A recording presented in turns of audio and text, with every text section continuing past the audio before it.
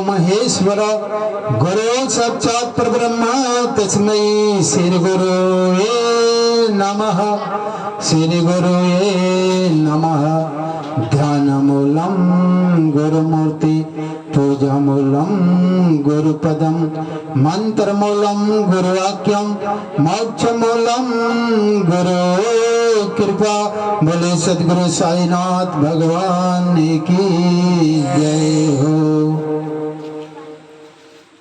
आज हम साईं बाबा के 11वें अध्याय की कथा आप लोग को समझ प्रस्तुत करने जा रहा हूं। कथा का सारांश यह है, सद्गुरु के मुख से निकली हुई वाणी। समझ रहे हैं आप लोग? सद्गुरु के मुख से निकली हुई वाणी को धरती पर कोई भी आज्ञा का पालन कर सकता है। 5 तत्वों में अग्नि को आदेश दे बाबा तो अग्नि भी वहीं रुक जाएगी। अग्नि मान लीजिए आग लगा है और बाबा कह देंगे कि रुक जाओ। आग का हिम्मत नहीं है कि 1 इंच आगे बढ़े। ऐसी ही कथा कहेंगे। आंधी तूफान आ गया है और बाबा कह देंगे कि रुक जाओ, तो तूफान की हिम्मत नहीं है कि आगे बढ़ जाए। ऐसे ही साईं चरित्र में, साईं ग्रंथ में हम ऐसे ही तत्व नियंत्रण की कथा कहेंगे। तत्व का मतलब है अग्नि, वायु, जल, पृथ्वी, आकाश को 5 तत्व कहते हैं। इन तत्वों पर जिसका समर्थ है इन तत्वों को रोकने का, उस व्यक्ति को तत्व नियंत्रण कहते हैं। माने साईं बाबा अग्नि को आदेश दे तो अग्नि भी चलने लगेगी। पानी को हवा को आदेश दे तो हवा जोर में चलने लगेगा। हवा को आदेश दे तो बंद हो जाएगा। माने इन 5 तत्वों पर साईं बाबा का नियंत्रण था। इनके आज्ञा के बिना हवा अपनी दिशा नहीं बदल सकता, अग्नि अपनी दिशा नहीं बदल सकती। इसी कथा को हम कहने जा रहा हूं साईं चरित्र से। चलिए शुरू कीजिए। ओम साई राम। अध्याय 11 बाबा का तत्वों पर नियंत्रण। बाबा के तत्व नियंत्रण की 2 घटनाओं के उल्लेख के साथ ही यह अध्याय समाप्त हो जाएगा। एक बार संध्या समय शिरडी में भयानक झंझावात आया। आकाश में घने और काले बादल छाए हुए थे। पवन झकोरों से बह रहा था। बादल गरजते और बिजली चमक रही थी। मूसलाधार वर्षा प्रारंभ हो गई। जहां देखो वहां जल ही जल दृष्टिगोचर होने लगा। सब पशु पक्षी और शिरडीवासी अधिक भयभीत होकर मस्जिद में एकत्रित हुए। शिरडी में देवियां तो अनेकों है, परंतु उस दिन सहायतार्थ कोई न आई। इसलिए सभी ने अपने भगवान साईं से, जो कि भक्ति के भूखे थे, संकट निवारण प्रार्थना की। देखिए साईं चरित्र के माध्यम से सीधी ग्राम था, वहां पर साईं बाबा रहते थे। जैसे हमारा ये टोला है ना, इसी तरह से छोटा ग्राम था। बाबा आकर वहीं पर रहने लगे। आज तो वो बंबई जैसा, दिल्ली जैसा शहर बन गया जहां बाबा रहते।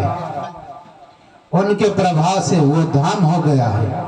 उनकी भक्ति, उनके योग के चमत्कार से धाम बन गया है। उनकी लीलाओं शक्ति से धाम बन गया है।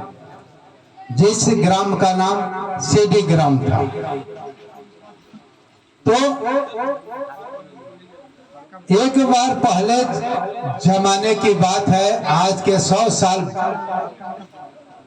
150 वर्ष पहले की बात कर रहा है। और 150 वर्ष पहले ज्यादा आदमी का पक्का मकान नहीं रहता था। खूब धनी था, उसको भी मड़ई था या पूरा खपड़ैला बांग्ला था। समझ रही हैं? आज किसी का अच्छा टाटी का ही मकान था, बंगला जैसा बढ़िया बढ़िया, उसमें जो जैसे प्रगति था, जिसके पास धन था वैसा था।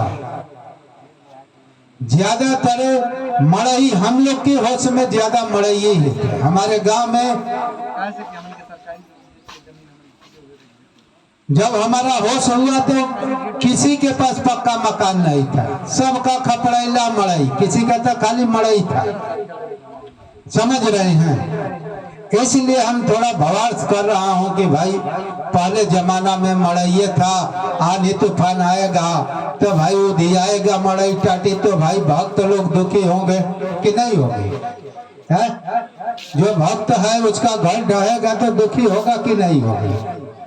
चाहे पक्के ढह जाएगा तो दुखी होगा ना, है? तो उस समय जब बाबा छोटी उम्र के थे और वहां पर देविया तो बहुत थी। देविया का मतलब समझती हैं? देविया किसे कहते हैं? देवी का मंदिर नहीं होता है, काली माई का मंदिर, दुर्गा माई का मंदिर, हाथी का माई का मंदिर, सती माई का मंदिर, इसी को देविया कहा जाता है।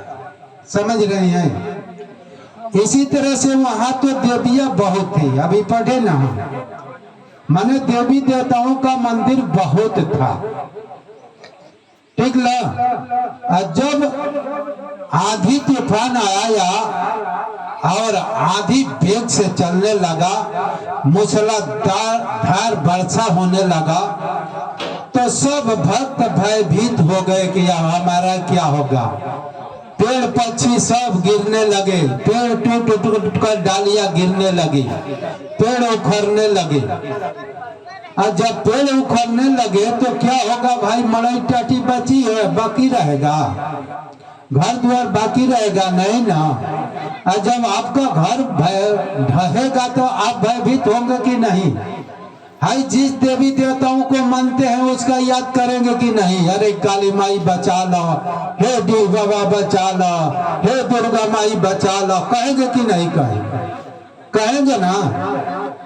हे लक्ष्मी माई बचा लो, होगा कि नहीं भाई? जो जिसका पूजता है उसे कहेगा कि नहीं कहेगा? कहेगा ना। आप लोग मुड़ी कम ही लाती हैं क्योंकि कम समझ में आता है? तो कहने का मतलब कि हे दुर्गा माई बचा लो, हे देवी माई, ये सब देवियों को निवेदन किए वहां पर भक्त, लेकिन कोई सहायतार्थ काम नहीं आया। न देवी माई आई, न दुर्गा माई आई, न काली माई आई। समझ रहे हैं? सब ने तंग हो गए कि अब हमारा एक ईश्वर भगवान तो हमारा साईं ही है। हम लोग अपने साईं भगवान के चरणों में चले। समझ रही हैं? साईं बाबा उस समय थे, अब साईं बाबा के चरणों में गए कि बाबा ये आंधी तूफान को नहीं रोकोगे तो हमारा घर बार सब कुछ नष्ट भ्रष्ट हो जाएगा। किसी तरह से हवा की वेग में किसी तरह से दौड़े दौड़े साईं बाबा के पास पहुंचे और पहुंचने के बाद बाबा के चरणों में गिर पड़े कि आप बाबा रोकिए इस तूफान को, इस मूसलाधार बारिश को रोकिए। नहीं रोकेंगे तो हमारा कुछ भी नहीं रहेगा, सब बह जाएगा। समझ रही है? सब बह जाएगा। अब साईं बाबा अपने भक्तों को देखते हैं, निवेदन भक्ति देखते हैं, तो इनके अंदर दया आ जाती है। समझ रहे हैं आप लोग, दया आ जाती है। और जब सदगुरु को अपने भक्तों पर दया आ जाती है तो सदगुरु कृपा करबे करेगा। आपकी भक्ति से प्रसन्न होगा तो आप पर कृपा तो करबे करेगा, ऐसा थोड़े है। साईं बाबा आकाश की ओर उंगली उठाकर कह रहे हैं कि बस शांत हो जाओ,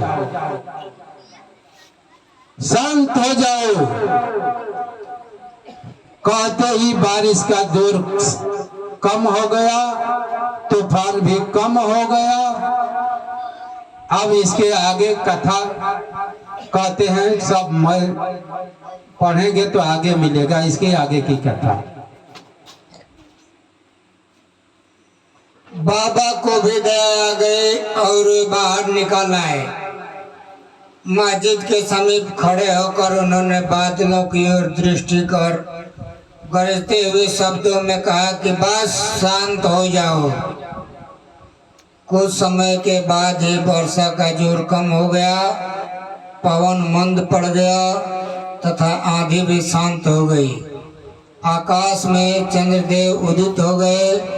तब सब लोग अति प्रसन्न होकर अपने अपने घर लौट आए। देखिए, बाबा के कहते बादल फट गया, चंद्रदेव दिखाई देने लगे, विदित हो गए, माने दिखाई देने लगे, और सब शांत हो गया, आंधी तूफान सब शांत हो गया। तो कहने का मतलब है, इसका लिखा गया है कि बाबा का तत्वों पर नियंत्रण, माने हवा को आदेश दे तो बंद हो जाएगा, जल को आदेश देंगे तो रुक जाएगा, अग्नि को आदेश देंगे तो रुक जाएगा। समझ रहे हैं? वो किसी को आदेश देंगे तो उसकी आज्ञा का पालन हवा में न शक्ति है, न सूर्य में शक्ति है, न अग्नि में शक्ति है, न जल में शक्ति है उनके आदेशों का उल्लंघन करना, साईं बाबा की आज्ञा का। अरे सीढ़ी में तो देविया बहुत थी, कोई देविया यथार्थ काम नहीं आई भक्तों के लिए, लेकिन साईं बाबा ने कहा कि बस शांत हो जाओ तो शांत हो गई। समझ रही है? एक और ऐसे ही घटना हम आगे साईं चरित से ही कहने जा रहे हैं, इसको सुन लीजिए, आगे चले।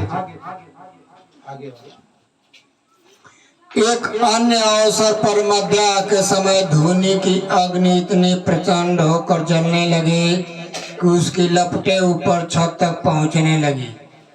मस्जिद में बैठे हुए लोगों की समझ में न आता था कि जल डालकर अग्नि शांत कर दे अथवा अन्य कोई उपाय काम में लाए।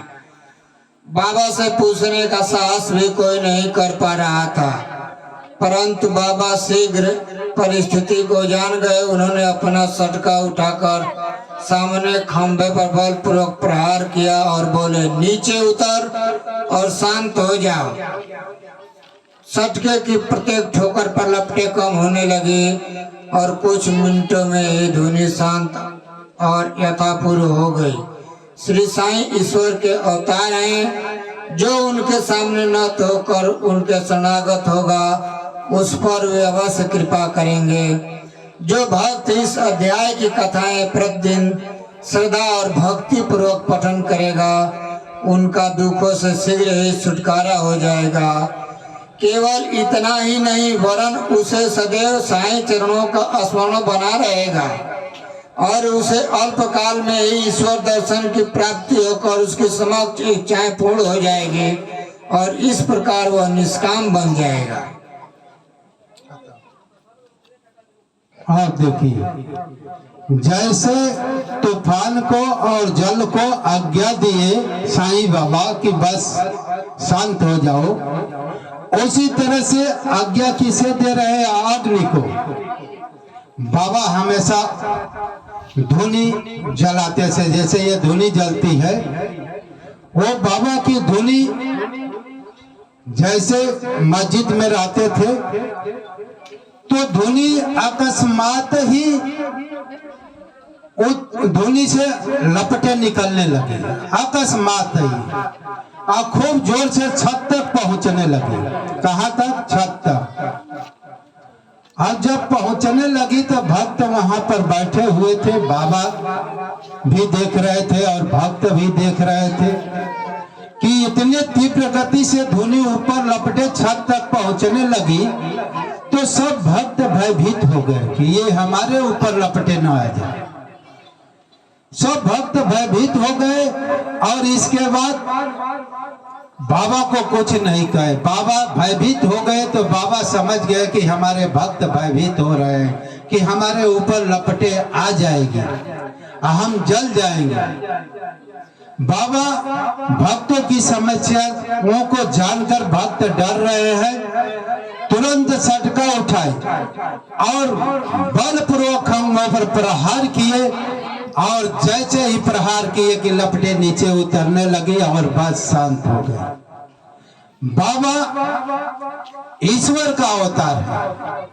अवतार का मतलब होता है कोई दिव्य लोकों से नीचे के लोक में आ जाना, माने प्रकृति लोक को नीचा लोक कहा जाता है। ऐसा नहीं आकाश से नीचे आ जाइए तो मृतलोक आकाश में है। ये ब्रह्म लोक से, ईश्वरीय लोक से, आत्मलोक से मन बुद्धि इंद्रियों के धरातल पर आ जाना, इसे नीचे का लोक कहा जाता है। समझ रही हैं? और आत्मा के धरातल पर पहुंच जाना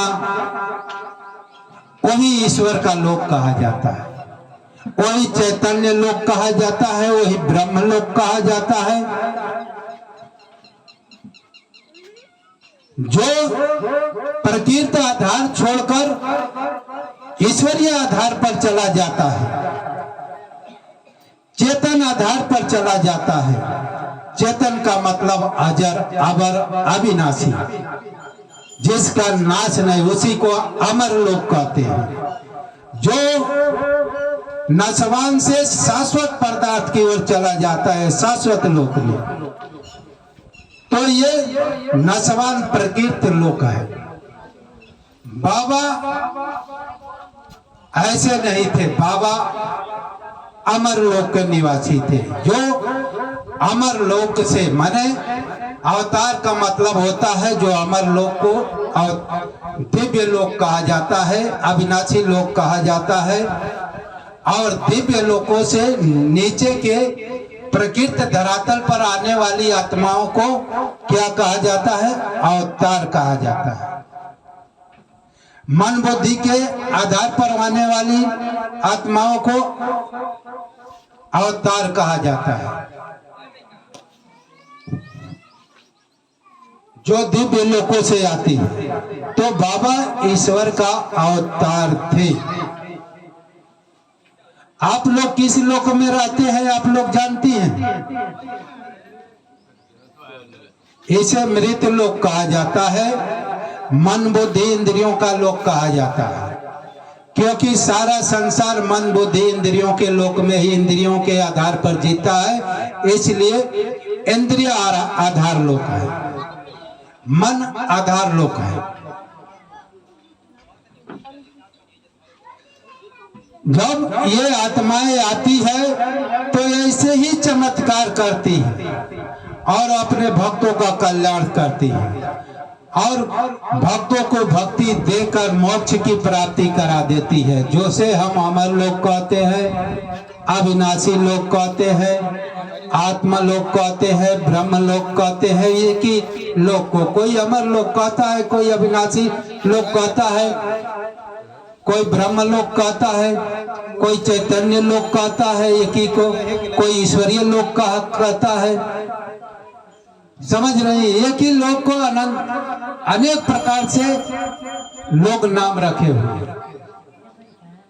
तो बाबा की भक्ति करने से हमें इस अध्याय में बताया है, जो बाबा की भक्ति करेंगे बाबा उन्हें अंततः मोक्ष प्राप्त करेंगे। बोलिए सद्गुरु साईनाथ भगवान की जय।